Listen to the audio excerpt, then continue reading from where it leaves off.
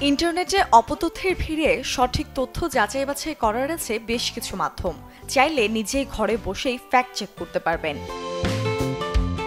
ইন্টারনেটে কৃত্রিম বুদ্ধিমত্তা শনাক্ত করবার বেশ কিছু টুল পাওয়া যায়। সেগুলো দু একটি দিয়ে যদি কোনো ছবি যাচাই করেন, টুলগুলো এই ছবি কৃত্রিম বুদ্ধিমত্তা দিয়ে তৈরি কিনা তা সম্ভাব্যতার আকারে জানাবে। এই যেমন এই ছবিটি পর্যালোচনা করলে দেখা যায় বন্যার স্রোতে এভাবে একটি শিশুর বসে থাকাটা কঠিন। আরেকটি গুরুত্বপূর্ণ বিষয় হচ্ছে শিশুটির মুখের ভঙ্গি এবং কপালের ভাঁজ। চোখ বড় করে তাকালেও স্বাভাবিক যে কপালের ভাঁজ থাকে তা এখানে অনুপস্থিত। তাই শুরুতেই যে কোনো ছবি ভিডিওর অসামঞ্জস্যতার খোঁজ করুন।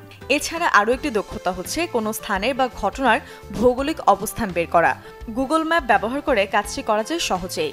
কোনো ঘটনার সাথে যদি ভৌগোলিক অবস্থানের মিল পাওয়া না যায়, তাহলে বুঝতে হবে ঘটনার সত্যতা নেই। প্রতিদিনের ইন্টারনেট ব্রাউজিং কিংবা নানা সূত্রে তথ্য পাওয়ার প্রক্রিয়াকে ঝুঁকিমুক্ত রাখতে লেটারাল রিডিং এর বিকল্প নেই। ফ্যাক্ট চেকিং করতে হলে তীক্ষ্ণ বিশ্লেষণী দক্ষতা এবং পর্যবেক্ষণ দরকার।